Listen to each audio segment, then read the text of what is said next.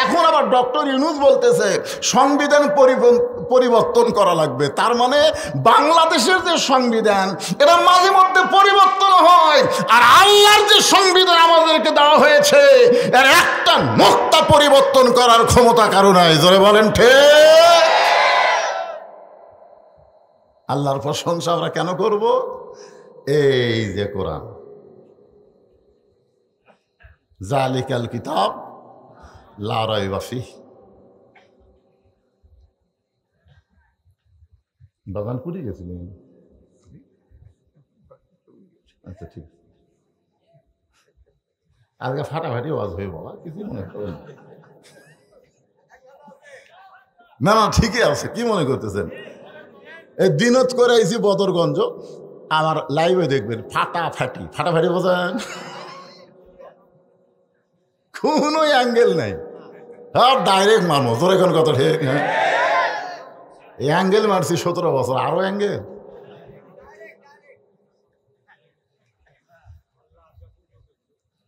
আল্লাহর কোরআনের মধ্যে কোনো সন্দেহ, এ কথা কি মুখে মুখে না অন্তর থেকে? সন্দেহ নাই। এইটা যদি অন্তর থেকে বিশ্বাস করেন তাহলে আল্লাহর এই কোরআনকে আমাদের কিছু সময়ের জন্য একটু দেখা দরকার। আমি আপনাদের কিছু সময় কোরআন দেখাবো, আর এই দেখানোর জন্য আমাদের বগুড়াতে কোনো মানুষ যখন মারা যায়, বুঝলেন, মরে যাওয়ার সাথে সাথেই সবাই পড়ে ইন্না লিল্লাহি ওয়া ইন্না ইলাইহি রাজিউন। আপনাদের এই পীরগঞ্জের খবর কি? একই খবর? আচ্ছা, যদি আওয়ামী লীগ মরে ইন্না লিল্লাহি, আমি ফেসবুকে দেখি আওয়ামী লীগ মরলে অনেকে লেখে আলহামদুলিল্লাহ। লেখে না ভাই, লেখে না? আওয়ামী লীগের কোন নেতা মরছে একটা ইন্না লিল্লাহি নাই, আলহামদুলিল্লাহ। কোন পুলিশ মরলে আলহামদুলিল্লাহ।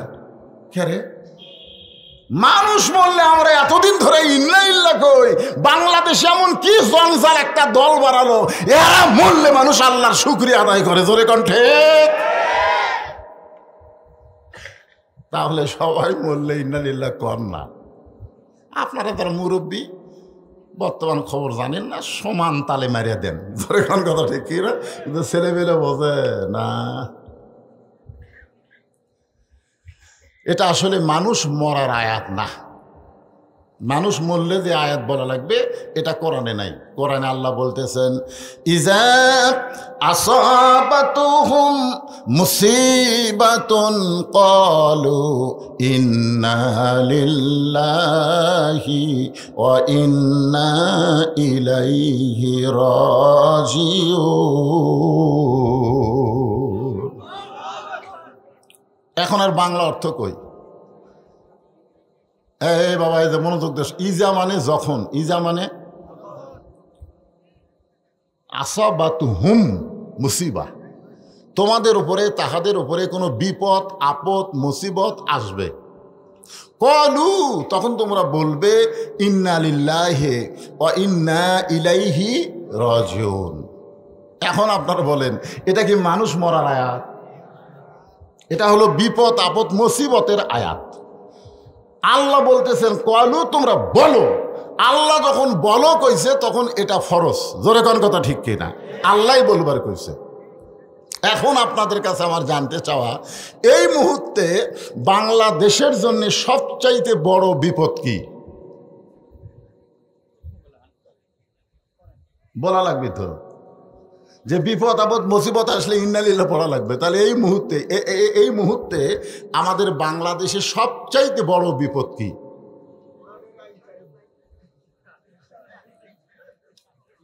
আসলে সামনে যারা বসে, বুঝলেন, তাদের আল্লাহ একটা আলাদা মেজাজ দেয়। মুরব্বী বললেন এই মুহূর্তে সবচাইতে বড় বিপদ হলো মানুষ কোরআনের ওয়াজ শুনবে আবু জেহেলের মতন, কিন্তু কোরআন অনুযায়ী চলবে।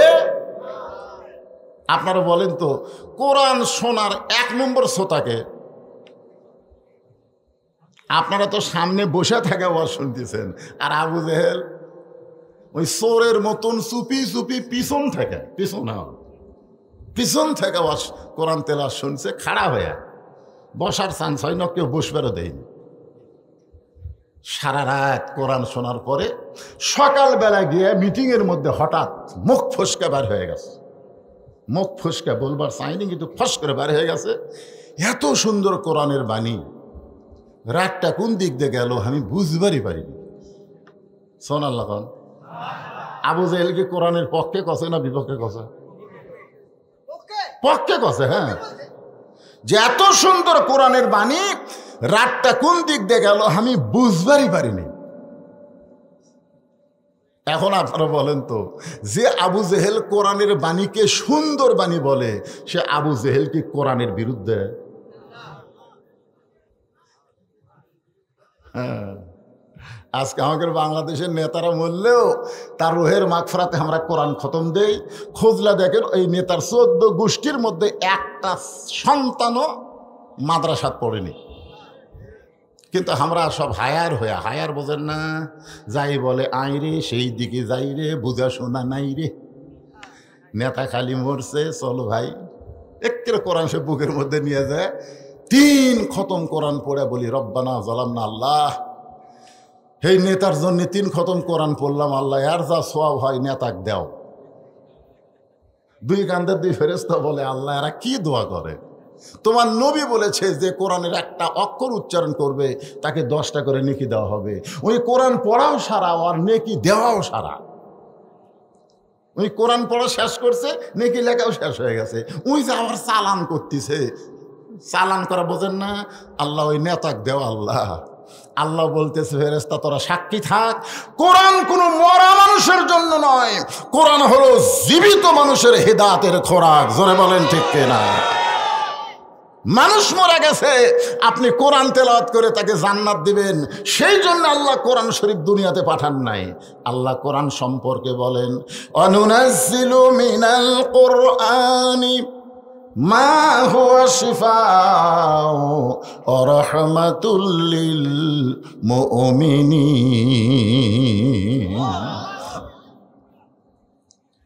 আল্লাহু আকবার। সব দলের লোক কয় না পারে। বাংলাদেশে 2টা বড় দল আছে, আওয়ামী লীগ, বিএনপি, এরা আল্লাহ আকবার কয় না। ওরকে মিটিং মিছিলের মধ্যে দেখবেন কোনোদিন আল্লাহ আকবার আছে? কথা কন না কেন ভাই? আওয়ামী লীগের কোনো মিটিংয়ে কোনো মিছিলে আল্লাহ আকবার শুনছেন? যদি কেউ ভুল করে কয় কর্মীর মধ্যে থুবি না বাদ দিবে, তাহলে আপনারা কি সেই দলের লোক? আলাইহিম আয়াতুহু জাদাতুহুম ঈমানান। কোরআনের আয়াতের তেলাওয়াত শুনলেই আল্লাহ ঈমানের জজবা বাড়ায় দেয়। আর ঈমানের জজবা বাড়া মানে চুপ থাকা নয়, জবান খুলতে হবে। জোরে বলেন ঠিক কিনা? গত হাটে 1300 টাকা দিয়ে 2 কেজি গোস্ত আনছে। জামাই আইছে, শাশুড়ি বলছে আজকেও গোস্ত আনা লাগবে। 1500 টাকা লেগে গোস্তলাক দিয়ে বলতেছে ভাই 2 কেজি দে। গোস্তওয়ালা 1400 টাকা লিয়ে 100 টাকা ফেরত দিচ্ছে। গত হাটেই দিলাম 1300, আজকে আবার 1400, কই বাড়তিছে ভাই। ওই তখন দেখতেছে চুপ করে থাকলে তো কাম হবে না। ওই আস্তে করে কষায়ের সামনে যে দাও আছে, ওই দাওটা খপ করে লিয়া যে খাটার উপর গোস্ত চোটায়, ওই খাটে মারছে লাত্তি মারা ওর মাথার উপর দাও ধরে বলতেছে বল কত করে কেজি বল। কসাই বলতেছে আপনি যা দিবেন তাই, আপনি যা দিবেন তাই, আপনার কাছে দরদাম নাই। কারণ যারা মুখ খোলে না তারা হলো বোবা শয়তান, আর বোবা শয়তানের উপর শয়তান বেশি ভর করে। জোরে কোন ঠিক কি না? দীর্ঘ 15 বছর আমরা মুখ খুলিনি, এখন আর মুখ বন্ধ রাখবো না। কোরআনের তেলাওয়াত শোনার সঙ্গে সঙ্গে শয়তানকে তাড়ায়া আল্লাহকে খুশি করে জবান খুলে বলবো আল্লাহু আকবার। জোরে বলেন ঠিক কিনা? কি আয়াত তেলাওয়াত করলাম? আল্লাহ কি বললো? যে সব সমস্যার সমাধান দিতে পারে আল কোরআন। সব সমস্যার সমাধান আল কোরআনের আলো। ঘরে বাদ দেন,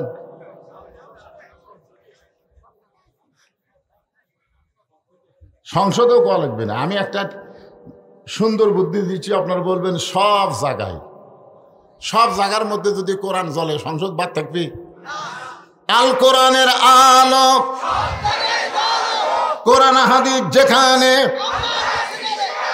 দুনিয়ার মুসলমান লিল্লাহে তাকবীর।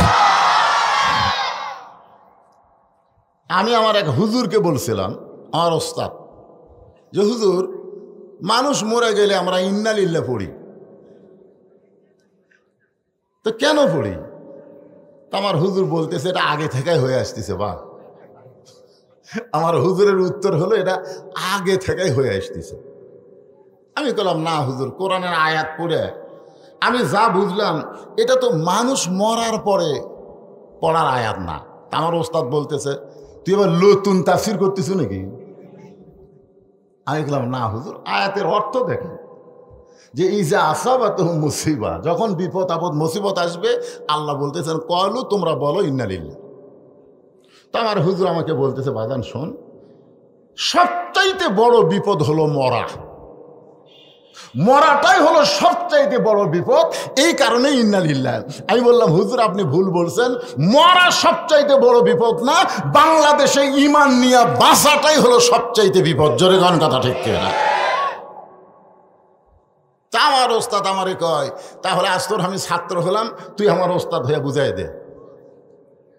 বিশ্বাস করেন আমার কামিল মাদ্রাসার ওস্তাদ বলল আমি ছাত্র, তুই ওস্তাদ, বুঝে দে। মানে একটু রাগ রাগ ভাব।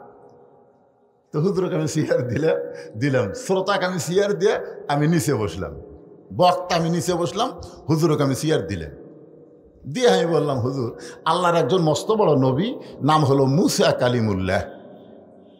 যেরকম নাম কি? একদিন তুর পর্বতে গিয়ে দাঁড়ায় আছে, মাঝে মধ্যেই যান, তো একদিন তুর পর্বতে গিয়ে দাঁড়ায় আছে। আল্লাহ বলতেছে মুসা তোমার খবর কি? মুসা বলতেছে আলহামদুলিল্লাহ। তো কিছুক্ষণ পর মুসা বলতেছে আল্লাহ আপনার খবর কি? তো এখন বলেন তো, মুসা নবী আলহামদুলিল্লাহ বলছে, এখন আল্লাহ কি বলবে? আল্লাহ বলতেছেন মুসা আমি আল্লাহ কেমন আছি যদি জানবার চাও তাহলে বাংলাদেশে যাও। আসলে বাংলাদেশের কথা বলে নাই, আল্লাহ কোরআনে বলেছেন ইযহাব ইলা ফিরআউন ইন্নাহু তাগা। আমি আল্লাহ কেমন আছি যদি জানবার চাও তাহলে ফিরআউনের কাছে যাও। বাংলাদেশের সমস্ত আলেম একমত, ওই মুসার সময় যে ফেরাউন ছিল সেই ফেরাউনের চাইতো খারাপ ফেরাউন আমাদের মাথার উপর দীর্ঘদিন ছিল। জোরে কোন কথা ঠিক? আমি কোরআন দিয়ে আপনাদের বুঝাই দিচ্ছি। এখন আপনাদের বুঝতে বলা হয় কেন ভাই এ জায়গা কার? এই বুঝানোর জন্য, এটা আমার হুজুর, ওই সাইডে যা দেখতেছেন ওটা আমার ভাইয়ের, আর ওই সাইডে আমার চাচার, এটা আমার বাপের। তো সবই যদি তোমাকে হয় আল্লাহর, তখন আল্লাহটা দেখবার গেলে 2 মিনিট হাঁটা লাগবে হুজুর। 2 মিনিট হাঁটা মসজিদের সামনে গিয়ে বলতে তো হুজুর এখানেও আল্লাহর কিছু ছিল না, এখানেও আল্লাহর কিছু ছিল না, আমার চাচা 10 শতক আল্লাহ দান করছে, আর আমরা টাকা পয়সা দিয়ে আল্লাহ ঘর বানিয়ে দিছি। তখন ফেরেশতা কয় আল্লাহ এটা কোন দেশ যে দেশে তোমার কোনো জায়গা নাই, ওর চাচা দিলে তোমার জায়গা হয় আর ওরা টাকা পয়সা দিয়ে তোমার ঘর বেড়া দেয়, ওই দেশের নাম কি? আল্লাহ বলতেছে ওটাই তো ফেরাউনের দেশ।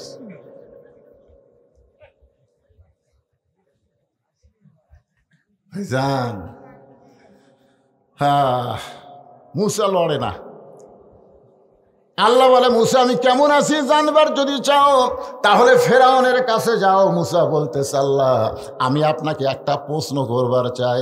আল্লাহ বলে মুসা তুমি আবার কি প্রশ্ন করবা? মুসা বলতেছে আল্লাহ আমার প্রশ্ন হলো আমার যা আছে আপনার তা নাই। মুসা বলতেছে আল্লাহ আমার যা আছে আপনার তা নাই। আল্লাহ বলে মুসা রে এমন কথা বলো না, তোমার এমন কি আছে যেইটা আমি আল্লাহর নাই? মুসা বলতেছে আল্লাহ আমার মৃত্যু আছে কিন্তু আপনার মৃত্যু না। যেই বলছে আমার মৃত্যু আছে কিন্তু আপনার মৃত্যু নাই, আল্লাহ কয় ঠিকই তো তাই রে। মুসা বলতেছে আল্লাহ যতই ক্ষমতার মালিক হন আপনি মারতে পারবেন কিন্তু মরতে পারবেন না, কারণ মরার যে কি মজা সেটা আমি মুসা পাবো কিন্তু আপনি পাবেন না। আল্লাহ কয় মুসা মরার আবার মজা আছে। মুসা বলতেছে তাহলে আপনি কেন বললেন কুল্লু নাফসিন যায়কাতুল মাউত? মরার যে কি মজা এটা আবু সাইদ বুঝেছে, এটা মুগ্ধ বুঝেছে, মরারও মজা আছে। জোরে কোন কথা ঠিক? যখন আইজি সাহেব স্বরাষ্ট্রমন্ত্রীকে বলতেছে এই দেখেন ক্যামেরা দেখেন, আমরা গুলি করি, একজন মরে, ওই জায়গা আর একজন খাড়া হয়। আমরা আশ্চর্য হয়ে গেলাম যে একজন মরে গেল, ও মারে বাবারে কবি, আর সব ভয়ে দৌড় মারবি, কিন্তু না, একটাও লড়ে না, আরো 10 জন এসে খাড়া হয়। যারা দুনিয়া থেকে, বাংলাদেশ থেকে এই 5ই আগস্ট জুলাই বিপ্লবে যারা চলে গেছে, এরা মরার মজা বুঝেছে, এরা আসলে মরে নাই, এরা মৃত্যু নামক দরজা দিয়ে জান্নাতে প্রবেশ করেছে। জোরে কোন কথা ঠিক কিনা? ভাইজান মরবার চান না। আল্লাহ বলে মুসা মৃত্যু তোমার কাছে কেমন মনে হয়? মুসা বলতেছে আল্লাহ দুনিয়ার জীবনে যত নিয়ামত আমাকে দান করেছেন, 1 নম্বর নিয়ামতের নাম হলো মৃত্যু। আপনি আমাকে নবী করেছেন, আপনি আমাকে কালিমুল্লাহ দিয়েছেন, আপনি আমাকে লাঠি দিয়েছেন, যা বলি লাঠি তাই হয়ে যায়, এত নিয়ামত আপনি আমাকে দিলেন, এরপরও আমার কাছে সর্বশ্রেষ্ঠ নিয়ামতের নাম হলো মৃত্যু। আল্লাহ বলে মুসা মানুষ দুনিয়াতে গিয়ে মরবার চায় না, সেই মৃত্যু তোমার কাছে উত্তম নিয়ামত হওয়ার কারণ কি? মুসা বলতেছে আল্লাহ কারণ হলো 3টা। জোরে বলেন কয়টা? এই ছেলে, এ তোর 2 জনের কি হলো রে? তোমরা গন্ডগোল করতেছো কা? না না, কতগুলো ছেলে আছে সিজার করা, বোঝেন না ভাই? সিজার, এই সিজার করারও অস্থির। হ্যাঁ, এই যে এ বসে আছে, আমি আছি, আমরা 4 সিজার, বোঝেন? আসলে বাংলাদেশের প্রত্যেকটা মায়ের নরমালে বাচ্চা হবে, প্রত্যেকটা মায়ের, খালি ধৈর্য ধরলেই। কিন্তু এই যে অধৈর্য, এই অধৈর্য হওয়ার কারণে স্বামী ডাক্তারের কাছে নিয়ে যায়, ডাক্তার এখন টাকা কামার জন্য পরীক্ষা করা কয় পানি শুকে গেছে, বেঁকা হয়ে আছে। এখন কি করবি? পেট কাটা দেখে বাচ্চা ঘুম থেকে চেতনই পায়নি, আর চেতন পাওয়া আরো 2 দিন পর। ওই 2 দিন আগে পেট কাটা থেকে চেতন পায়নি, তখন ডাক্তাররা কয় কি করা যায় রে, তো ঘুমের মধ্যে আছে। তখন এক ডাক্তার, বড় ডাক্তার কয় আর পাও ধরে বের করে, পাও ধরে বের করে এরকম একটা ঘুরেন দেয়, যেই ঘুরেন দেয় আর ঘুম ভাঙে একটা কান্দন দেয়, ওই কান্দনে আর মাথার মধ্যে যে ঝাঁকি খায়, ওই ঝাঁকিতে ওই অস্থির হয়ে যায়, ওই মোবাইল ছাড়া ভাত খায় না, মোবাইল ছাড়া আর কান্না বন্ধ হয় না। জোরে কোন কথা ঠিক কিনা? কোরআনের মাহফিলে কোনো সময় এই ধৈর্য নিয়ে বসবার পারবি না, ওই সিজার করায়।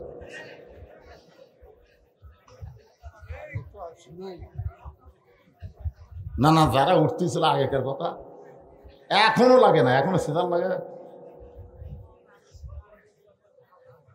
কি মন খারাপ করতেছেন? মৃত্যুকে মুসা নবী পছন্দ করে কয় কারণ? এই 3টা কারণের উপরে আমি আজকে ওয়াজ করব। মৃত্যুকে পছন্দ করার 3টা কারণ। আল্লাহ বলে মুসা 3টা কারণ কি আমার একটু বলো। যে 3টা কারণ মুসার পছন্দ আল্লাহ জানে কি জানে না? জোরে কন। বলার আগে জানে তিনি কে? আল্লাহু আলিমুম বিযাতিস সুদূর। আল্লাহ জানার পরেও মুসাকে বলতেছে মুসা মৃত্যুকে পছন্দ করার 3টা কারণ বলো। মুসা বলতেছে আল্লাহ 1 নম্বর কারণ হলো আপনি যে এত সুন্দর জান্নাত বানায় রাখছেন, সেই জান্নাতে যদি যাবার চাই মরা ছাড়া যাওয়ার কোনো রাস্তা নাই। আপনারা বলেন তো, যে জান্নাতের জন্য আমরা সবসময় দোয়া করি, এই জান্নাতে কি জ্যাঁতা অবস্থায় যাওয়া যাবে? মরে তারপরে যাওয়া লাগবে। জোরে কোন ঠিক কিনা?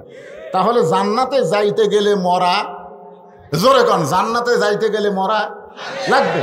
আমি যেই বলবো জান্নাতে যাইতে গেলে কি চাই, আপনারা সকলেই বলবেন মরতে চাই। বলতে পারবেন না ভাইজান? জান্নাতে যাইতে গেলে কি চাই? আরো জোরে, জোরসে বলেন। আমি পীরগঞ্জ থানার পুলিশকে বলতেছি আসো আসো, যেই মাহফিলের প্রত্যেকটা শ্রোতা মরার মিছিল করে, সেই মাহফিলের কোন শ্রোতা বাতিলের সঙ্গে আপোষ করবে না। জোরে কোন কথা ঠিক না? আসো, কারণ আমরা মরবার চাই। যারা মরবার চায় তারা অন্যায়ের সাথে আপোষ করার কোনো সুযোগ নেই। হায় হায় রে, আপনারা মনে করতেছেন হুজুর এখনই মর্ম, এখনই মরবেন না, কিন্তু মরা লাগবেই। যখন মরা, আল্লাহ কোরআনে বলেন, ইয়া আইয়ুহাল্লাযীনা আমানু তাকুল্লাহা হাক্কা তুকাতিহি ওয়া লা তামুতুন্না ইল্লা ওয়া আনতুম মুসলিমুন। রে ঈমানদার বান্দারা, ঈমান গ্রহণ করার পরে তোমাদের 1 নম্বর শর্ত হলো আল্লাহর ভয় করা লাগবে। আমরা মনে করি ঈমান গ্রহণ করার পরে নামাজ, আমরা অনেকেই বলি ঈমানের পরে হলো নামাজ। তুমি যতই নামাজ পড়ো, তোমার ভয় যদি আল্লাহর কলিজার মধ্যে না থাকে, তোমার নামাজ কবুল হবে না। এখনই আসরের নামাজ পড়ে মনে করেন জমির ধান দেখবার গেছে, ধান দেখবার যায় দেখে ওপর জমির পানি, নিচে ওর জমির পানি নাই। উপরে জমিত খালি পানি চলমল করতেছে, নিচে ওর জমির পানি নেই। ওই আসরের নামাজ পড়নে আলা লোকটা চারিদিকে তাকাছে, কেউ নাই। আস্তে করে বসে জমির আলকাটা দিয়ে ওই পানি দিয়ে হাত ধোছে, ধুয়ে দাঁড়িয়ে চারিদিকে তাকায় বলতেছে আলহামদুলিল্লাহ, কেউ দেখেনি, কেউ দেখেনি। আপনারা বলেন আউয়াল কিন্তু নামাজ পড়িছে, নির্বাচন কমিশনের আউয়াল কিন্তু কপালত করা নামাজ পড়িছে। এক সময় 18%, এক সময় 22%, ঘুমোতে আছে এখন পায় 40% ভোট আছে। জোরে কর কথা ঠিক কিনা? 18 সালে সকালবেলা এসে 2 জন গল্প করতেছে। 18 সালে তুই কয়টা মারছু? কি রে, ভোট হবি দিন, আর সকালে গল্প করছে কয়টা মারছু? আমি 2 মুড়ি মারছি ভাই, আমি 1 মুড়ি মারছি। কেউ দেখিনি। আরে পাগলা, দরজা জানলা বন্ধ, দেখবি কে? 2 কান্দে 2 ফেরেশতা বলতেছে আল্লাহ এই যে 2 শয়তান কি গল্প করতেছে, ওরা জানলা দরজা বন্ধ করে সমানে ভোট মারছে, আমরা তাহলে ঘুম পাড়ছি। বেঈমানের দল, পুরা বেঈমান। 1 ভোটের জায়গায় 2 ভোট দিছে, ওই 1 বাপের জন্মা না, ওই 2 বাপের জন্মা। জোরে কোন কথা ঠিক কিনা? কথা বলে। দিনের ভোট রাতে করছে, আর মুসলমান দাবি করতেছে যতই নামাজ পড়ো, যতই রোজা করো, একটাও কবুল হবে না, কারণ তোমার ঈমানই নাই। জোরে তোমার কি নাই? পানিতে হাত ধুয়ে উপর দিয়ে খাড়া হয়ে চারিদিকে তাকে কয় আলহামদুলিল্লাহ, কেউ দেখেনি, কেউ দেখেনি। আত্তাকুল্লাহ, আল্লাহর ভয় যখন মানুষের কলিজায় থাকবে, ওই মানুষ বিশ্বাস করবে কেউ না দেখলে ওকে দেখতেছে। আরো জোরে বাজান। যে কোরআনের আলোচনা আপনারা শুনতেছেন, একটু মনোযোগ দিয়ে শুনবেন। মুসা বলতেছে আল্লাহ মৃত্যুকে পছন্দ করার 1 নম্বর কারণ হলো না মরলে জান্নাতে যাওয়া যাবে না। আল্লাহ বলে মুসা বুঝতে পারলাম, এখন 2 নম্বর কারণ কি? এই 2 নম্বর কারণ কিন্তু খুব গুরুত্বপূর্ণ কারণ। মুসা বলতেছে আল্লাহ মৃত্যুকে পছন্দ করার 2 নম্বর কারণ হলো আমার মৃত্যুটা কেবলমাত্র আপনার জন্যই আমি বাজেট করেছি। সুবহানাল্লাহ, জোরে খান। এই মুহূর্তে আমরা যখন আমি বলবো আমরা মরবো কার জন্যে, সকলে কি বলবেন? আমরা মরবো কার জন্যে? আরো জোরে, জোরসে বলেন। আল্লাহর জন্যে যারা মরবে, আল্লাহ বলতেছে তাদের মৃত্যু নাই। মতিউর রহমান নিজামী নাম শুনছেন? ওনাকে প্রেসিডেন্ট আপনাকে জামাত হিসাবের আমির হওয়ার কারণে মাফও করে দিতে পারে, আপনার ফাঁসির দণ্ড মওকুফ হয়ে যাবে। মতিউর নিজামী মুচকি মুচকি হাসে। উকিল বলে হাসেন কেন? বলে হাসার কারণ হলো তোমার কথা শুনে। তুমি যে বলতেছো প্রেসিডেন্টের কাছে বাঁচার দরখাস্ত লিখতে, আমি আমার জীবনে 3টা প্রেসিডেন্টকে জীবিত অবস্থায় মরা দেখছি। কয়টা প্রেসিডেন্ট ক্ষমতা থাকা অবস্থায় মরা দেখছি?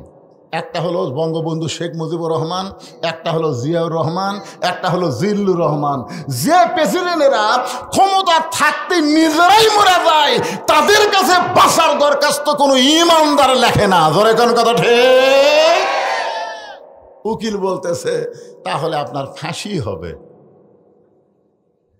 মতিউর রহমান নিজামী, মুজাহিদ, কামরুল ইসলাম সহ, এমনকি সালাউদ্দিন কাদের বিএনপির, তিনিও বলেছেন আমাদের ফাঁসি হবে কিন্তু মৃত্যু হবে না। মারাত্মক কথা, করে ফাঁসি হবে মৃত্যু হবে না। তার দলিল কি? আল্লাহ কোরআনে বলেন, ওয়ালা তাকুলু লিমান ইউকতালু ফি সাবিলিল্লাহি আমওয়াতুন বাল আহইয়াউ ওয়ালাকিন লা তাশউরুন। আপনারা বলেন এই আয়াতের বাংলা অর্থ কি? আল্লাহ রাস্তায় যারা জীবন দেয়, এই যুবকেরা মনোযোগ দিয়ে শোনো বাজান, আমরা মুজিব চাচার দেশ দেখেছি, দেখিনি? হ্যাঁ জোরে কান, আপনারা দেখেন না, আমি দেখছি। আমরা শহীদ জিয়ার শাসনও দেখছি।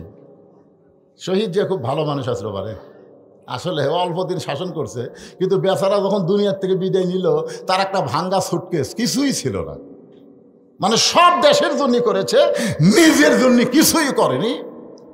এই জন্য অনেক আলেমরা জিয়া রহমানকে হজরত উমরের মতো বলতো। জোরে খান সুবহানাল্লাহ। আমি তখন খুব ছোট ছিলাম। আমরা এরপরে দেখলাম আপনাকে রংপুরের চাচা, এর সাথে আমরা চাচা কই, আপনারা কি কন? মামা কন, আপনার মামা। আচ্ছা, এই মানুষটা ওর অত্যন্ত ভালো মানুষ ছিল। ভালো মানুষ হওয়ার পিছনে কারণ হলো, আগে খ্রিস্টানদের রবিবার দিন ছুটি ছিল। আগে কিন্তু যারা সরকারি চাকরি করছে রবিবারে ছুটি ছিল, কিন্তু এরশাদ বলল না, আমরা মুসলমান, আমরা খ্রিস্টানদের রবিবারের ছুটি মানি না, আজ থেকে ছুটি হবে জুমার দিন, শুক্রবার। ধরে কেন সুবহানাল্লাহ। তখন আমেরিকা, রাশিয়া, ব্রিটেন, ফ্রান্সের খ্রিস্টানরা বললো, এরশাদ আমাকে রবিবার বাদ দিয়ে তুমি শুক্রবার ছুটি করলা, আমরা যদি সাহায্য বাতিল করি। এরশাদ বলল, তোমরা সাহায্য বাতিল করলে কি হবে? আল্লাহর সাহায্য অবারিত বর্ষণ হবে। এরশাদ চাচা যখন শাসন করছে, তখন মসজিদের কারেন্টের বিল দেওয়া লাগেনি, মাদ্রাসার কারেন্টের বিল দেওয়া লাগেনি। ভালোই ছিল, কিন্তু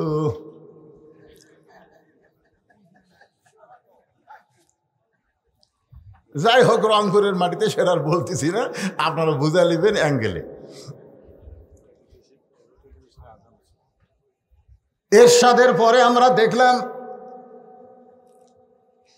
আমাদের বগুড়া জেলার ভাবির শাসন, শহীদ জিয়ার বউকে আমরা ভাবি কই। তারপরে দেখলাম আপার শাসন, জাতির পিতার মেয়েকে আমরা আপা কই। জোরে কন, কি কন? আপার পরে দেখলাম আবার ভাবি। এরপরে ভোট হোক বা না হোক, 16 বছর আমরা দেখলাম স্বৈরাচারীর শাসন, সর্বমূল্যে 50 বছর দেখেছি আমরা।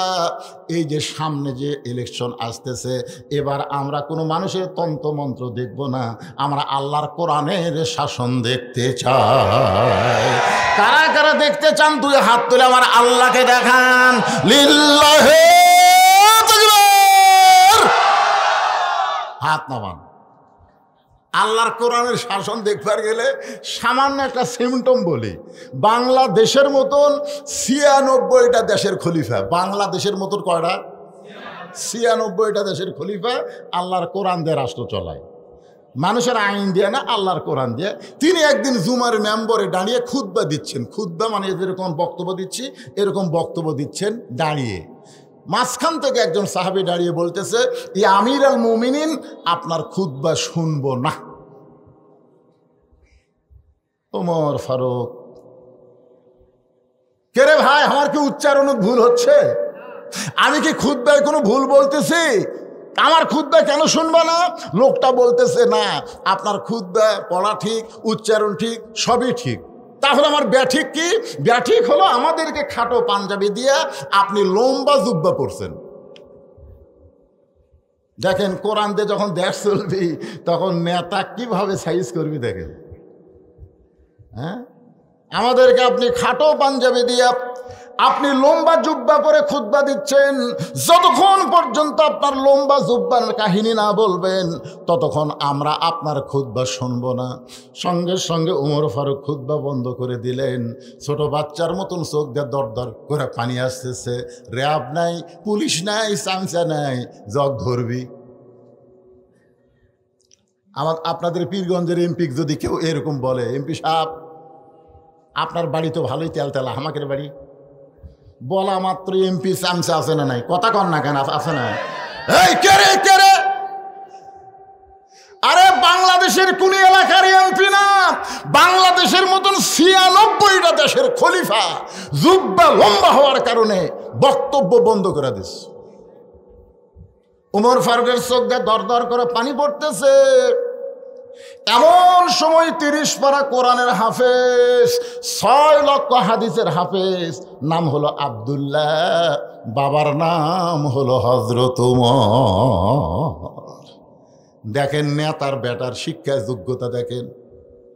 নেতার বেটা ইঞ্জিনিয়ার, ব্যারিস্টার, ৩০ পারা কোরআনের হাফেজ, ৬ লক্ষ হাদিসের হাফেজ আব্দুল্লাহ বাবার পাশে দাঁড়ায় ওকালতি করতেছে আর বলতেছে, রে রবির সাহাবীরা, তোমরা খাটো পাঞ্জাবি হলেও তো নতুন কাপড় পরে তোমরা নামাজ পড়তে এসেছো, আমার পরনে দেখো নতুন কোনো কাপড় নাই।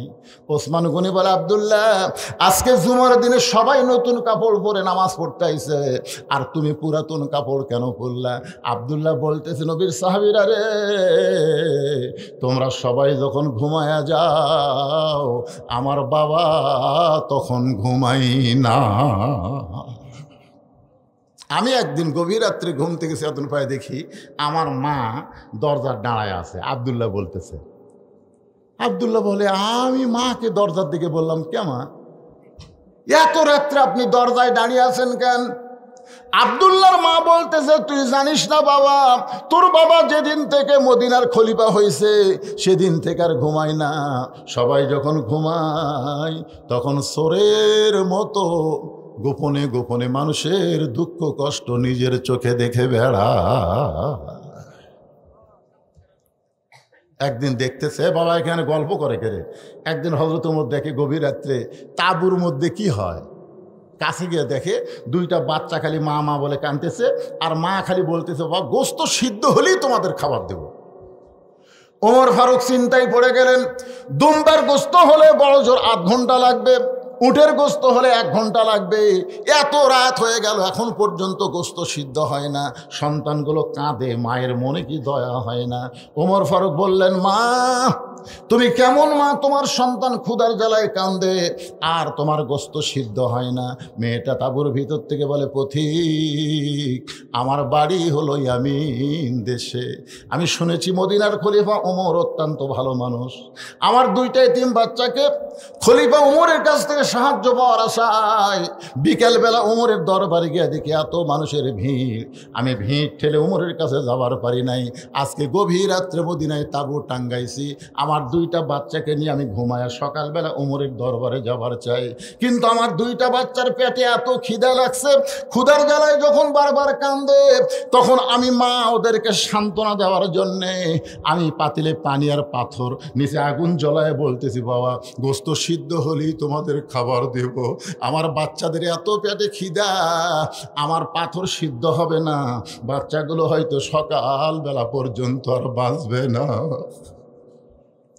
ওমর ফারুক বললেন, মা একটু ধৈর্য ধরো, মা একটু ধৈর্য ধরো। এক দৌড় মারলেন, বাইতুল মালের দরজায় গিয়ে বললেন, আসলাম তাড়াতাড়ি এক বস্তা খাবার আমার মাথায় উঠায় দে।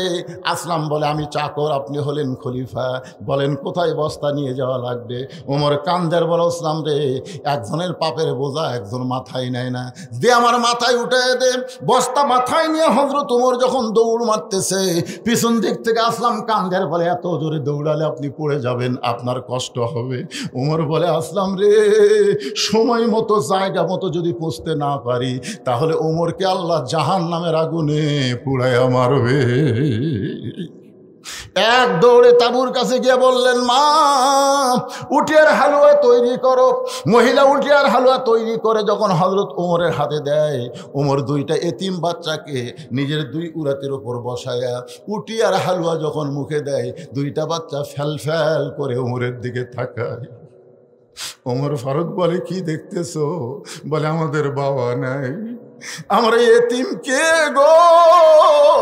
এই গভীর রাত্রি এতিমের মুখে খাবার দাও। আর আইতাল্লাযী ইউকাযযিবু বিদ্দীন ফাযালিকাল্লাযী ইয়াদুল ইয়াতীম ওয়ালা ইয়াহুদ্দু আলা তাআমিল মিসকিন। কে গো এই গভীর রাত্রে এতিমের মুখে খাবার দাও, তুমি কে গো? ওমর ফারুক দুই হাত তুলে আল্লাহর কাছে বলে, আল্লাহ এই অধমকে তুমি জাহান্নাম থেকে বাঁচায় দাও, এই অধমকে তুমি জাহান্নাম থেকে বাঁচাও। মা ভিতর থেকে বলে, কে গো পথিক, ভালো মানুষের গল্প শুনেছি, কিন্তু মানুষ এত ভালো হয় জীবনে কোনোদিন নিজের চোখে দেখি নাই, তুমি কেন জাহান্নামের ভয়ে কান্দ? মদিনাতে যদি উমরকে আল্লাহ খলিফা না বানায়া তোমাকে যদি মদিনার খলিফা বানায় দিত, আমি একজন ভিনদেশী মহিলা বলতেছি, মদিনা আল্লাহর জান্নাত হয়ে যেত। আব্দুল্লাহ বলে, রে নবীর সাহাবীরা রে, তোমরা সবাই যখন ঘুমাও আমার বাবা তখন ঘুমায় না। গভীর রাত্রে আমার বাবা আমার দরজায় এসে ডাকতেছে, আব্দুল্লাহ আব্দুল্লাহ আব্দুল্লাহ। আমি আব্দুল্লাহ দরজা খুলে তাকাই দেখি বাবার হাতে একটা নতুন জামা। আমি খুশি হয়ে বললাম, বাবা বাইতুল মাল থেকে একটা জামা আমাকে দিছে বাবা। গভীর রাত্রে আর একটা জামা আমাকে দিবার আইছেন, নেতার বেটা হওয়ার মধ্যে লাভ আছে। আব্দুল্লাহ খুশি হয়ে বলতেছে, বাইতুল মাল থেকে আমার একটা নতুন জামা দিছে, গভীর রাত্রে আর একটা দিবে রাইছেন, নেতার বেটা হওয়ার মধ্যে লাভ আছে না নাই?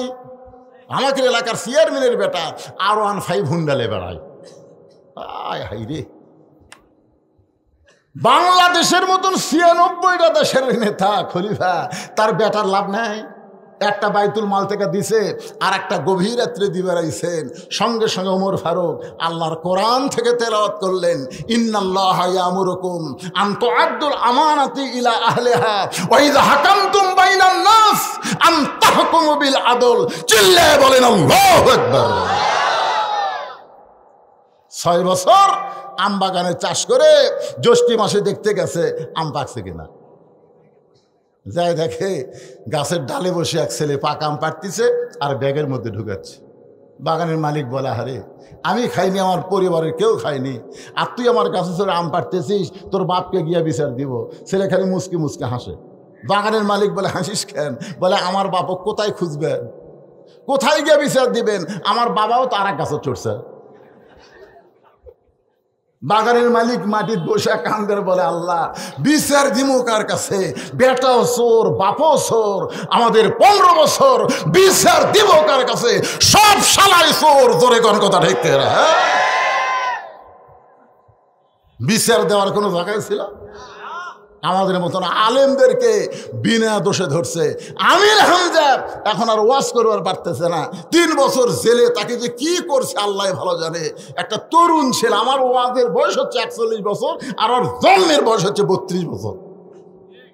আমি 41 বছর হলে ওয়াজ করতেছি, তাও যে সাটায় ঘড়ি ধরে ওয়াজ করি না। জোরে কোন কথা ঠিক কিনা? আমি 20 মিনিট ওয়াজ করে কই আমি চিনবার পারতেছি না। কি আমির হামজা কি দোষ করছে? মামুনুল হক কি দোষ করছে?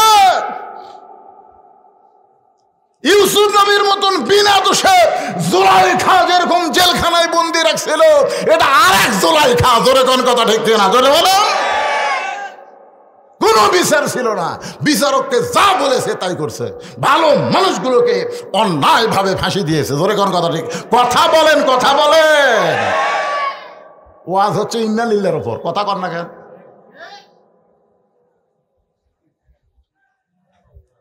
একটু মনোযোগ দিয়ে শুনবেন।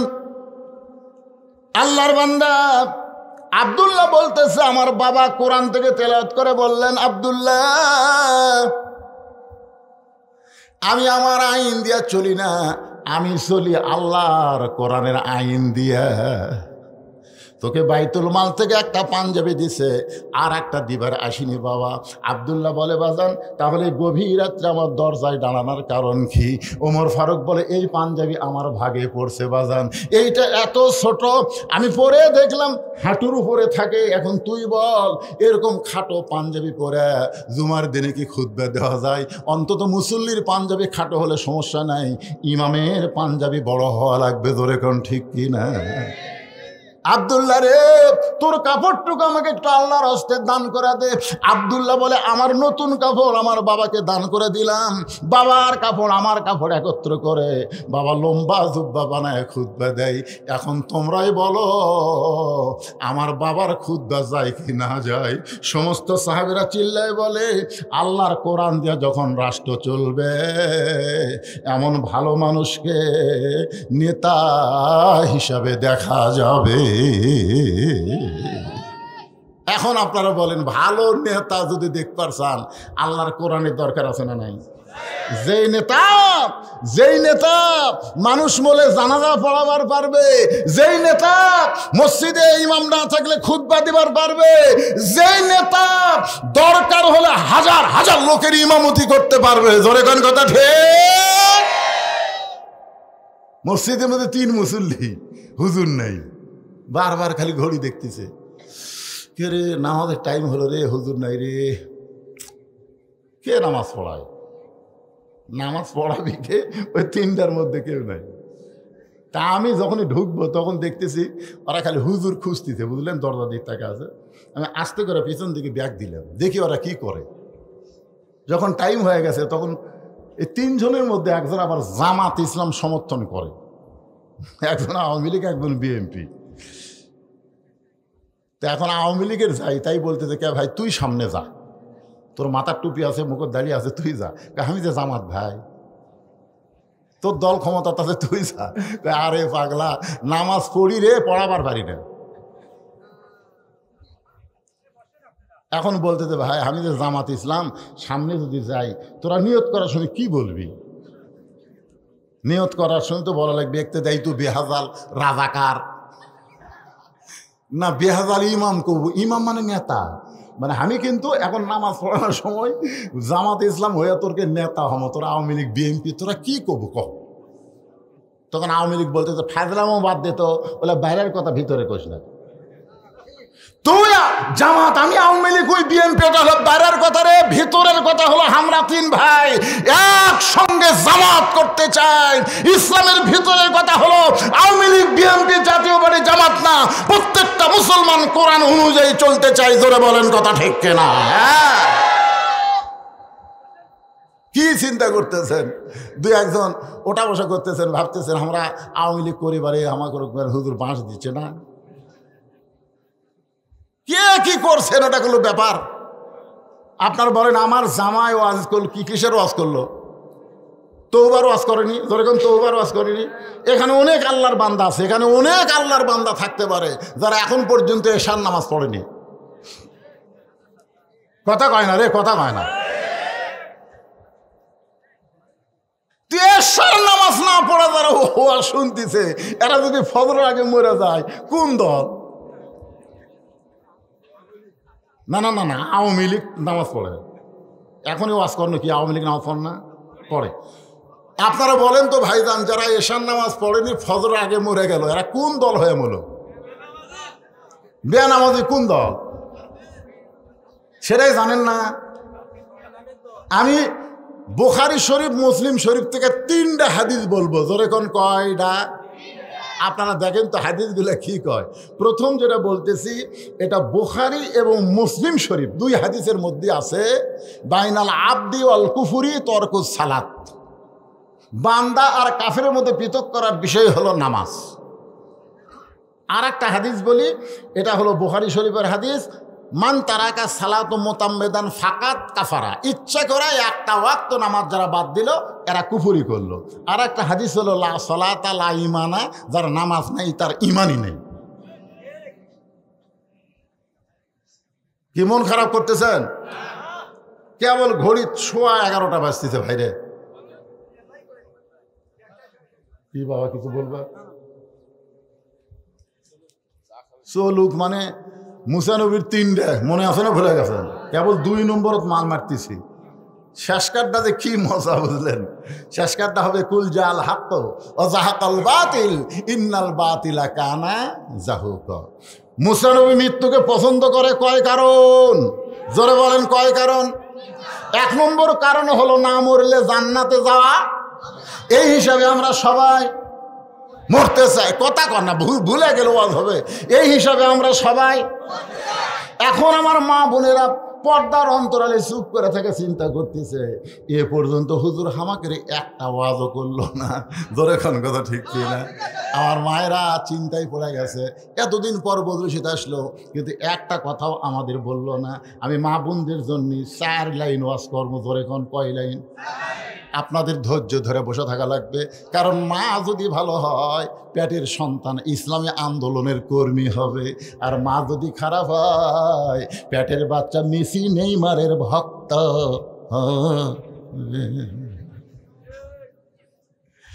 আপনারা চান যে আমাদের যুবকগুলা মেসি নেইমারের ভক্ত হোক না হাসান হোসেনের ভক্ত হোক? কোনটা চান? হাসান হোসেনের ভক্ত যদি আমরা চাই, আমাদের মাপগুলোর ভালো হওয়ার দরকার আছে না নাই? এই জন্য 4টা লাইন। গভীর রাত্রে খাদিজাতুল কুবরা আল্লাহ রাসূলের হাত ধরে কাঁদতেছে। রাসূল ঘুম থেকে চেতন পায়, বলে খাদিজা কান্দেন কেন?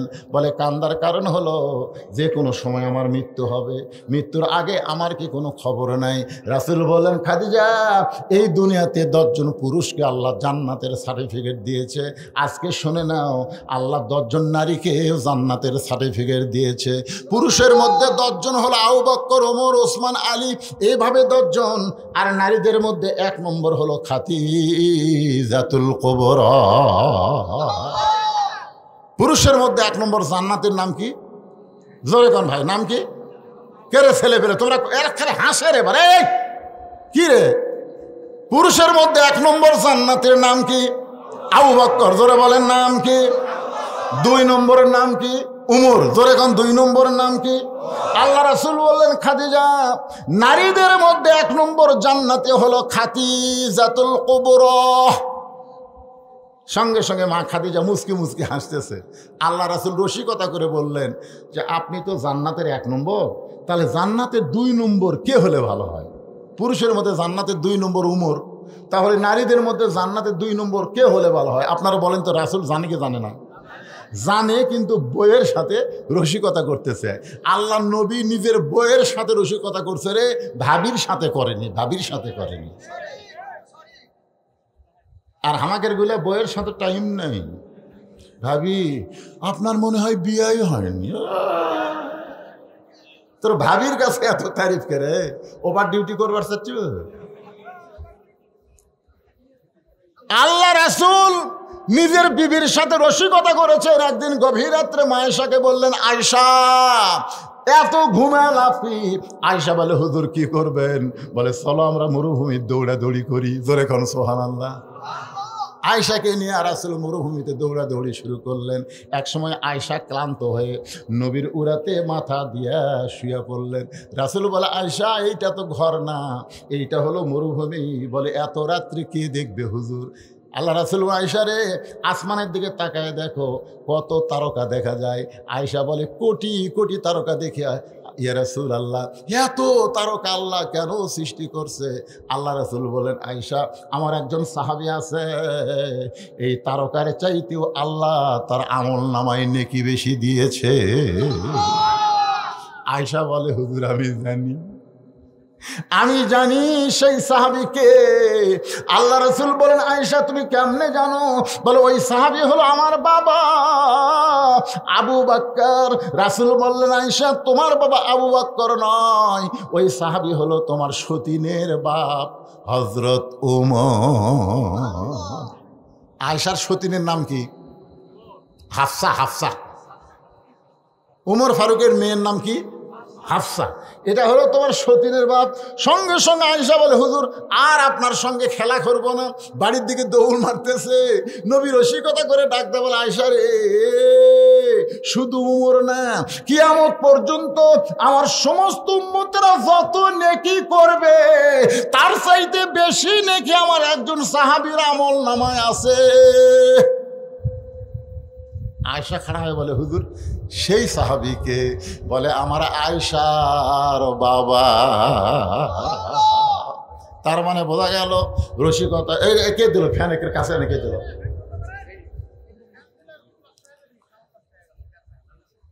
আল্লাহর বান্দার একটু খেয়াল করবেন। নবী রসিকতা করে খাদিজাকে বলতেছে খাদিজা আপনি যদি জান্নাতের 1 নম্বর হন তাহলে জান্নাতের 2 নম্বর কে? খাদিজা বলতেছে হুজুর আমার কাছে যখন শুনবার চাচ্ছেন তাহলে জান্নাতের 2 নম্বর হলো ফাতেমা। কি বলছে? এ কথা কন না কেন? কি বলছে? আল্লাহ রাসূল বলে খাদিজা আপনার পেট থেকে আল্লাহ 4টা মেয়ে দিছে, রোকেয়া, জয়নাব, কুলসুমা, ফাতেমা। তো আপনি কুলসুমা, রোকেয়া, জয়নাবের কথা না বলে সরাসরি ফাতেমার কথা বলতেছেন, তার মানে? খাদিজা বলে হুজুর আপনি তো বাপ, আপনি বুঝবেন না কোন সন্তান কেমন এইটা বাবা জানে না, এইটা জানে। ঠিক না? হ্যাঁ, আমার এলাকার এক ছেলে কয় হুজুর 11 মাস আমার খিদা লাগে না, রোজার মাসে খালি খিদা লাগে। হুজুর কোন তো এই ব্যারামের ওষুধ কি? এই ব্যারামের ওষুধ হলো তোর মাও। তোকে আমার মাও কেমনে? বলে তোর মা কি বেঁচে আছে? কয় আছে। যা শোন যা। আর মায়ের কাছে গিয়ে বলে মা 11 মাস আমার খিদা কম, কিন্তু রোজার মাসে খালি খিদা লাগে, কারণ কি? তখন মাও বলতেছে তোর দাদি তুই যখন পেটে আসলি রোজার মাসে তোর দাদি আমাকে জোর করে রোজা থাকবার দেয়নি। আমার কাছে বৌমা রোজা থাকলে পেটের বাচ্চা শুকে যাবি, খালি তুই কি তাজা ছোঁয়ার জন্যে রোজার মধ্যে আমি খাচ্ছি রে, আমি একলা খাইনি, তুইও খাচ্ছি। এদের রোজার মাসে তোর খাওয়ার অভ্যাস আছে, এই জন্য তুই পেটের বাইরে আসাও, ওই পেটের মধ্যেও যা বাইরে আউতাই। যে মা পেটে বাচ্চা নিয়ে 5 ওয়াক্ত নামাজ পড়ে তার ছেলে কোনোদিন বেনামাজি হয় না। জোরে কোন কথা ঠিক? এই জন্য একটা খ্রিস্টান নেপোলিয়ন বলেছে তোমরা যদি ভালো একটা সন্তান চাও, ভালো একটা বাপের দরকার, ভালো একটা মায়ের দরকার। আমি সেই মা করলে একটু 4টা মিনিট ওয়াজ করতেছি, কি রাগ করতেছেন? ওরা আবার মন খারাপ করবে, ওরকে ওয়াজ করা লাগবে না। কিসের কুলসুমার ওয়াজ? হ্যাঁ, কুলসুমার ওয়াজ লাউলা জারি। এখন আসেন যে কথাটা বলতেছি, আল্লাহর নবী বলেন খাদিজা আপনি যে ফাতেমাকে 2 নম্বর জান্নাতি বলতেছেন, আমি নবী বলতেছি ফাতেমা জান্নাতি না, ফাতেমা জান্নাতি না। খাদিজা চমকে বলে হুজুর ফাতেমা যদি জান্নাতে না হয় তাহলে ফাতেমার খবর কি? রাসূল বললেন ফাতেমা হলো জান্নাতি নারীদের নেত্রী। খাদিজা বলে রাসূলুল্লাহ আমি হলাম মা, আমি মা হয়ে 1 নম্বর জান্নাতি, আর আমার পেটের মেয়ে ফাতেমা জান্নাতি নারীদের নেত্রী, তার মানে ফাতেমা আমারও নেত্রী। রাসূল বলে খাদিজা খালি তুমি না, যারাই মেয়েরা জান্নাতে যাবে সমস্ত নারীদের নেত্রী হবে ফাতেমা, সাইয়্যিদাতুন নিসায়ে আহলিল জান্নাহ। খাদিজা বলে রাসূলুল্লাহ কোন আমলের কারণে ফাতেমাকে আল্লাহ জান্নাতি নারীদের নেত্রী বানালো, সেই আমলটা কি? আল্লাহ রাসূল বলে খাদিজা তুমি কি বলতে পারো ফাতেমা জন্ম নেওয়ার সময় তোমার কি খবর? খাদিজা বলে, ইয়া রাসূলুল্লাহ, ওই আল্লাহর শপথ করে বলতেছি, কুলসুমা যখন জন্ম নিয়েছে আমার প্রসব বেদনা হয়েছে, রোকেয়া যখন জন্ম নিয়েছে আমার প্রসব বেদনা হয়েছে, জয়নাব যখন জন্ম নিয়েছে আমার প্রসব বেদনা হয়েছে, কিন্তু ফাতেমা যখন জন্ম নিল আমার কোনো প্রসব বেদনা হয়নি। আমি তাকায় দেখি ফাতেমার দুইটা হাত তার ইজ্জতকে ঢেকে রাখছে, আমি মা হইয়াও তার ইজ্জত দেখতে পারি নাই। আল্লাহ রাসূল বলে, খাদিজা রে, শুধু জন্মের সময় ফাতেমা পর্দা নিয়ে জন্মগ্রহণ করে নাই, ফাতেমা পর্দার মধ্যে বড় হবে। এই ফাতেমা পর্দার মধ্যে এই দুনিয়া থেকে বিদায় নেবে। যেদিন ফাতেমা দুনিয়া থেকে বিদায় নেবে রাতের বেলায় হযরত আলীকে বুকের মধ্যে চাইপা ধরে বললেন, স্বামী গো, আল্লাহ পাক আমার দোয়া কবুল করেছে। আলী বলতে যে, ফাতেমা দোয়া কবুল করেছে? কোন দোয়া? বলে, আমি দোয়া করেছি, আল্লাহ ফাতেমার মৃত্যুটা পর্দার মধ্যে দিও, আল্লাহ তাআলা পর্দার ভিতরে রাত্রে আমাকে মৃত্যু দিবে। আলী বলতে যে, ফাতেমা রে, যে সারা জীবন পর্দা করেছে আল্লাহ তাকে পর্দার মধ্যেই তো মৃত্যু দিবে, তবে কোন দিন? ফাতেমা বলতেছে, আল্লাহ পাক আমারে জানাইছে আজকে গভীর রাত্রে আমার মৃত্যু হবে।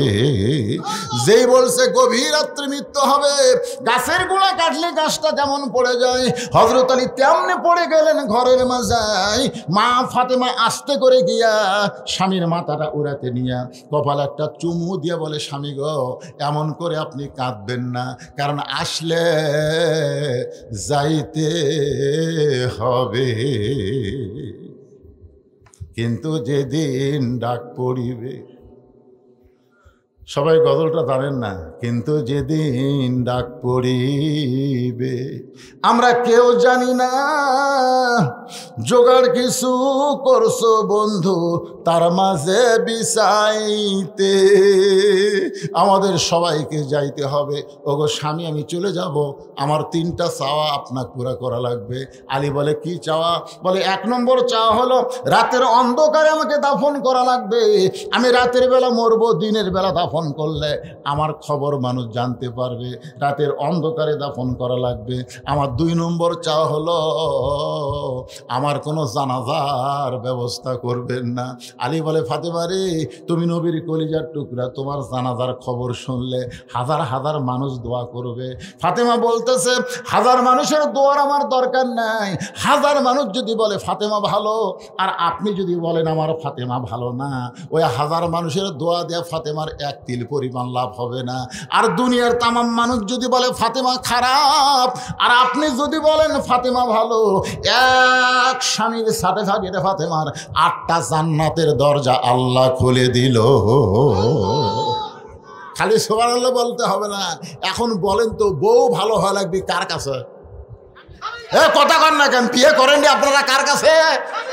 আর আমাদের গুলো লব উল্টা কি কয়, খালি তুমি আমার দেখতে পারো না, খালি তুমি। গোটা পাড়া খুঁজে দেখো, আমার বিরুদ্ধে কেউ নেই।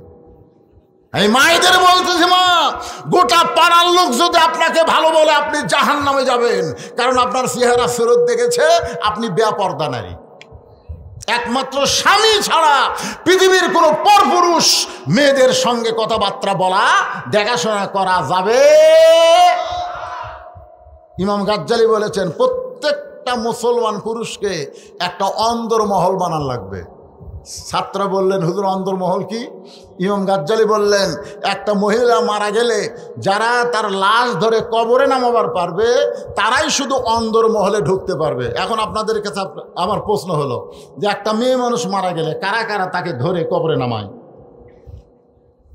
আপনারা জানেন না? আচ্ছা, শালি যদি মরে আর দুলা ভাই যদি ধরবার চায়, জোরে কন হবে? আচ্ছা, ভাবি যদি মরে, দেওরা যদি ধরবার চায়, আপনারা জানেন এখন সমাজের মধ্যে এই 2টা পয়জন, এই 2 শালা পয়জন সবচাইতে খারাপ। একটা হলো দেওরা আর একটা হলো দুলা ভাই। আমি আমার মা বোনদের জন্য বলছি, মা, কাল সাপকে মানুষ যেমন ভয় করে, দেওর আর দুলা ভাইকে আপনারা সেই রকম ভয় করবেন। খবরদার এদেরকে কাছে আসতে দিবেন না। জোরে কোন ঠিক? ফাতেমা বললেন, আমার 3 নম্বর চাওয়া হলো আমার লাশটা খাটনিতে তুলবেন না, আমার লাশটা খাটনিতে তুলবেন না। কারণ 4 জন মানুষ যে খাটনি কান্দে নেবে, যদি আমার বাবা জীবিত থাকতো, মরা মেয়ের লাশের খাটনি বাবা কান্দে নিবার পারতো। আমার বাবা 6 মাস আগে দুনিয়া থেকে চলে গেছে, আমার হাসান হোসেন এত ছোট, খাটনি ধরতে পারবে না। আপনি শুধু আমাকে কান্দে করে নিয়ে ওই জান্নাতুল বাকির পূর্ব কোণায় সবুজ রঙের একটা বাতি জ্বলবে, ওই বাতি বরাবর আমাকে দাফন করবেন। আবু যার গিফারি নামক একজন সাহাবী কবর খনন করে যখন চলে যায়, হযরত আলী ফাতেমার দেহখানা নিয়ে দাফন করে আল্লাহর কাছে বলতেছে, আল্লাহ, ফাতেমার কোনো জানাজা হলো না, দোয়া হলো না, আমি স্বামী হয়ে বলতেছি আমি ফাতেমার প্রতি খুশি আছি, আল্লাহ তুমি খুশি হয়ে যাও। এ দোয়া করার পরে তাকায় দেখে সামনে কয়েকটা পুরাতন কবর দেখা যায়। এইমাত্র ফাতেমাকে কবর দিছে, সেই নতুন কবর নাই, সেই নতুন কবর নাই, কয়েকটা পুরাতন কবর দেখা যায়। হযরত আলী চিল্লায় বলে, ফাতেমার কবর, এখনই দিলাম ফাতেমার কবর, সেই কবর। কে যেন ডাক দে বলে, আলী রে, ফাতেমা পর্দানিশি, আমি আল্লাহ জোহরা ডিগ্রি দিয়া ফাতেমার কবরটাকে কিয়ামত পর্যন্ত পর্দা করে দিয়েছি। আমার মায়েরা, পর্দার অন্তরে যারা বসে আছেন, মা, শুধু আপনাদের জন্য এইটুকু ওয়াজ করলাম, যতই আমল করেন মা কবুল হবে না যদি পর্দা না থাকে। আল্লাহ কোরআনে বলেছেন, অকরনা ফি বুয়ুতিকুন্না ওয়ালা তাবাররাজনা তাবাররুজাল জাহিলিয়াতিল উলা। আল্লাহু আকবার বলেন, আল্লাহু আকবার। হ্যাঁ, এখন বলতেছে মুসা, মৃত্যুকে পছন্দ করার 3 নম্বর কারণ কি? 2 নম্বর কারণ তো আপনারা বুঝেছেন, বুঝেননি ভাই? 2 নম্বর কারণ কি? এই কথাটা মাঝখান থেকে কয়, আপনারা সামনে থেকে কন না কেন? কে চাচা আপনি বোঝেননি? আপনি না আমার 1 নম্বর শ্রোতা।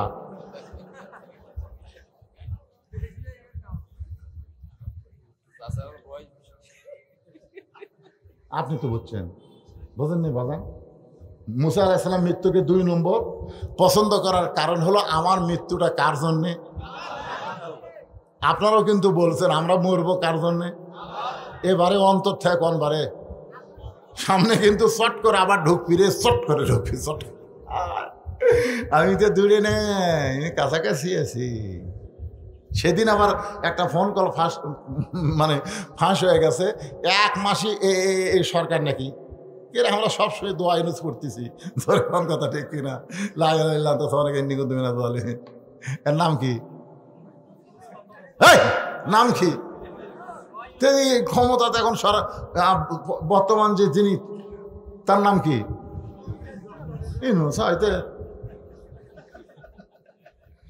দোয়া ইউজ করলে বিপদ যায়।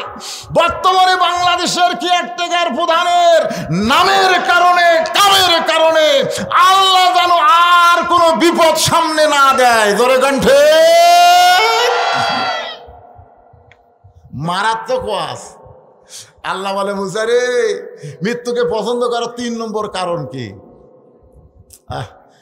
এটা তো একটা কারণ হবি ভাই, ফাটাফাটি তো ঘড়ির দিকে তাকাচ্ছি আর ওয়াজ করতেছি, কেবল আমার ঘন্টায় ঘন্টা 2 ঘন্টা হলো। হ্যাঁ, 10:30, 9:30 থেকে 11:30 বাজছে। আপনারা যদি চান আমি কি আপনাকে থুইয়া উঠে যাবো?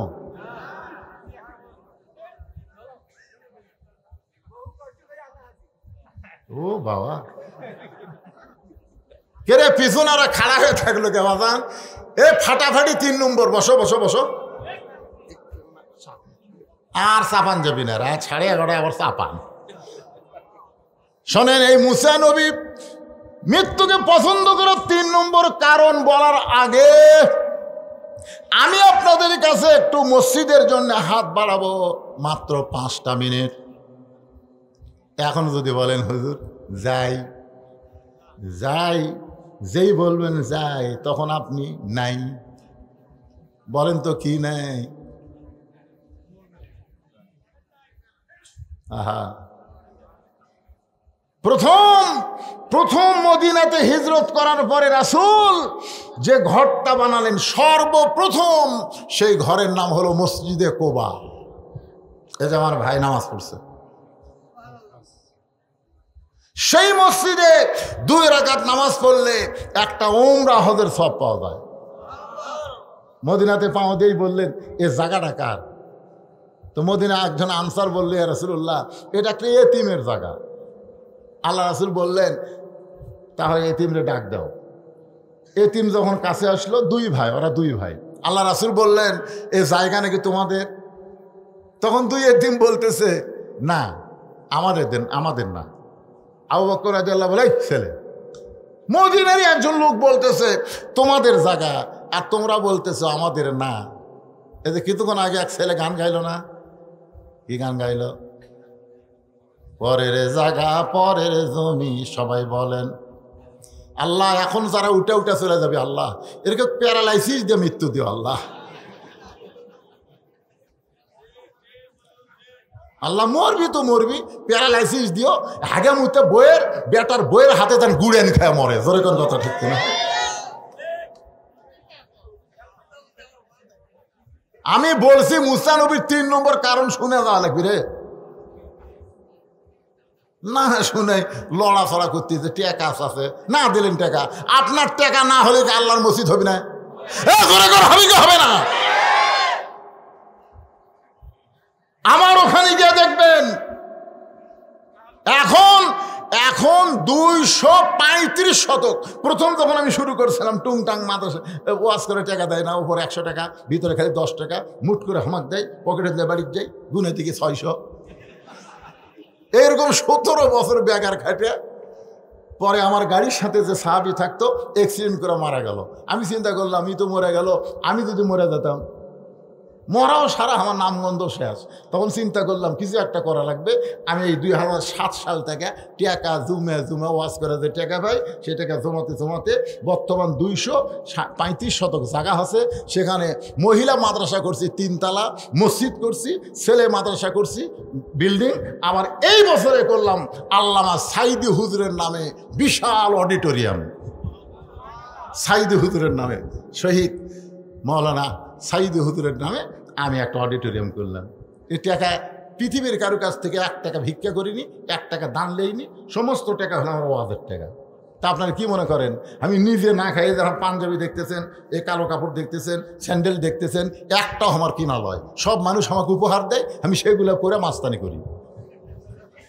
আর আপনারা যে টাকা দেন আমার মাদ্রাসার হুজুরদের বেতন দেয়, বাবুরসির বেতন দেয়, ছাত্র আছে অনেকগুলো, তাদের খাওয়ার টাকা পয়সা দেওয়া লাগে।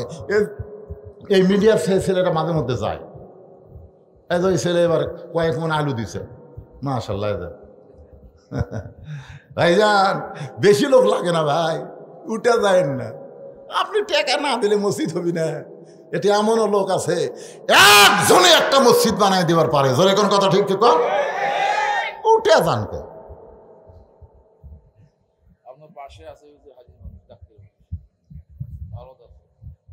না পারে তো, কিছুই না তো, আপনি চলে যাবেন, সব ধ্বংস হবে। 7 তলা 5 তলা বাড়ি করছেন।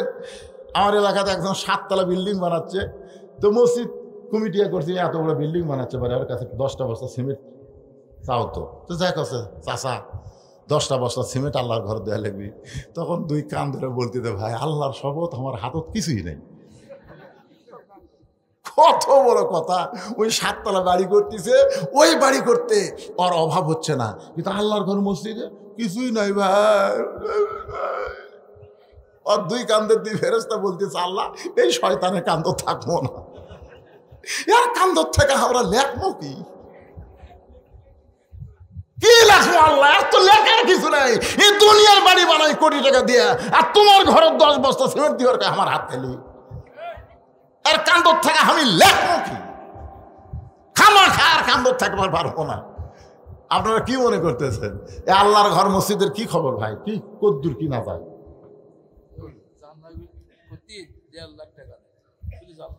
জানলা করতে 1.5 লাখ, আর সব পারবেন? জানলা লাগবে, আল্লাহর ঘরের জানলা। আচ্ছা এখানে এই গ্রামের নাম হচ্ছে চক্করিমের। কারা কারা আছেন হাত তোলেন তো দেখি। চক্করিমের এবারে হাত তোলেন রে, হাত তুলিয়ে দেওয়া লাগবে তা বলতেছে না। হ্যাঁ শখ করি মেরে হাত নামান।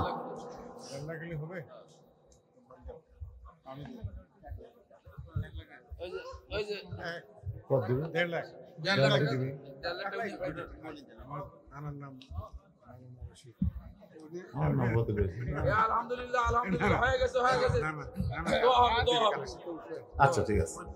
লিল্লাহি তাকবীর। ভিক্ষা লাগবে না, একাই 1.5 লাখ, জোরে বলেন মারহাবা। কসে আমাকে 1.5 লাখের উপর লাগবে না।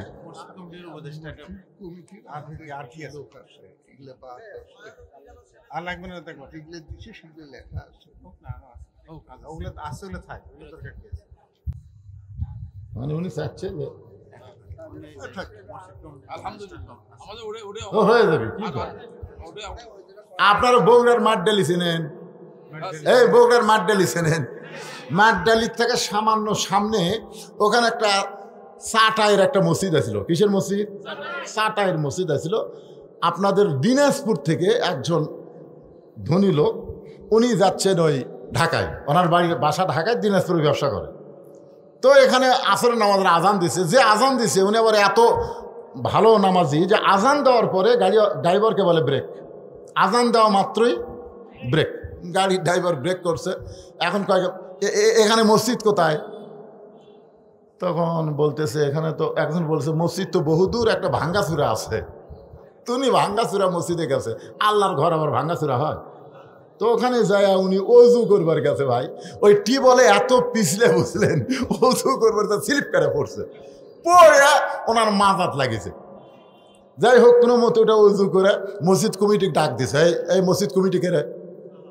সবাই মনে করছে কি যে হবে আজকে। যাই হোক কেউ আর কমিটি কথা কয় না, এই মসজিদ কমিটিকে।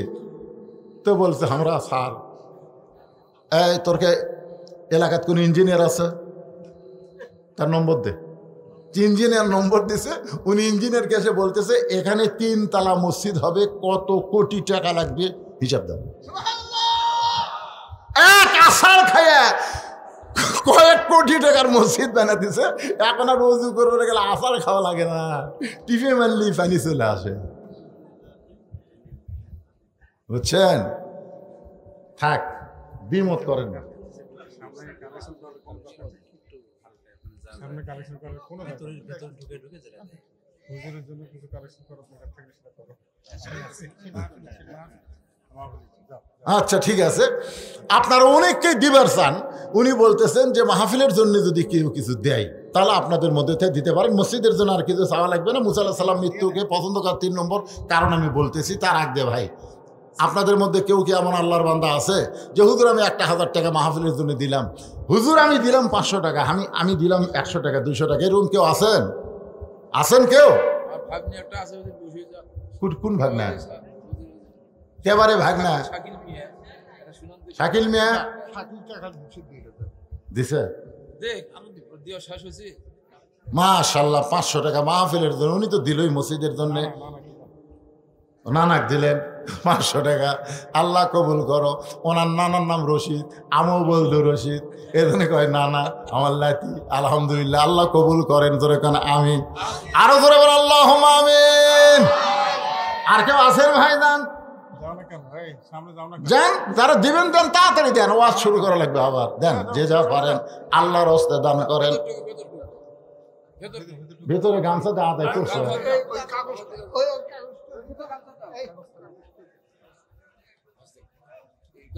আচ্ছা ঠিক আছে, এই কাগজটা বারবার আমাকে পড়তে বলতেছে। আর অনেকে বলবে যে আমরা কিছু দিলাম, আমাকে নাম কয় না। আচ্ছা ঠিক আছে, সমস্যা। আলহাজ মোহাম্মদ কোনটি হয় না, তৌফিকুর রহমান উনি আছে, তাই সব সাধারণ উনি আছে। এ তৌফিকুর রহমান আছেন? গোলাম রব্বানি আছেন? মাহফুজুর রহমান শানু, মিজানুর রহমান মিজান, সাইফুল ইসলাম, বিশু মন্ডল, এরা খামাখা নাম বলে কি হবে? হ্যাঁ না হুজুর হুজুর না দোয়ার আগে কিছু না বলে দেন হইছে দোয়ার আগে তুলি না এই যে তুলতেছে দেন দেন দেন দেন দেন এই যে ইয়ে দেন নামছে জায়নামাজ নামছে মসজিদের জায়নামাজ যিনি যা পারেন আল্লাহর রাস্তায় দেন বাবা দেন সবাই আল্লাহর রাস্তায় দেন জিকির করেন লা ইলাহা ইল্লাল্লাহ লা ইলাহা ইল্লাল্লাহ লা ইলাহা ইল্লাল্লাহ লা ইলাহা মুসা আলাইহিস সালাম বলেন আল্লাহ মৃত্যুকে পছন্দ করার 3 নম্বর কারণ আদায় হোক আমার ওয়াজও হোক নাকি কোন ভাইজান এই যে ওঠা বসা করতেছেন অত্যন্ত গুরুত্বপূর্ণ ওয়াজ এই 3 নম্বর কারণ বলার আগে আমি একটা গান গাইব দেখেন তো গান গাইলে আপনারা কিছু বুঝতে পারেন কিনা চলতে পথে 2 দিন থামিলাম যাবার কালে একজন আরো দেখা না পাইলাম ও আমার সাদের মালা যায় রে ছিঁড়ে রইব না আর বেশি দিন তোদের মাজারে ডাক দিয়াছেন দয়াল না কয়ে আল্লাহ কন ডাক দিয়াছেন আল্লাহ আমারে রইব না আর বেশি দিন তোদের মাজারে চলতে পথে 2 দিন থামিলাম ধরে কন কয়দিন চলতে পথে 2 দিন থামিলাম যাবার কালে আপন জনার দেখা না পাইলাম মুসা বলতে চাল্লাম বালতু সিরুন আল হায়াতাদ দুনিয়া ওয়াল আখিরাতু খায়রু ওয়া আবকা দুনিয়া হলো ক্ষণস্থায়ী জোরে বল দুনিয়া হলো কি আর আখিরাত হলো আচ্ছা আপনাদের কাছে ক্ষণস্থায়ী ভালো না চিরস্থায়ী ভালো দেখেন শয়তান মন কি করছে কয়টা টাকা তুলবার যায় আপনারা এদিক সেদিক করতেছেন আরে টাকা না দেন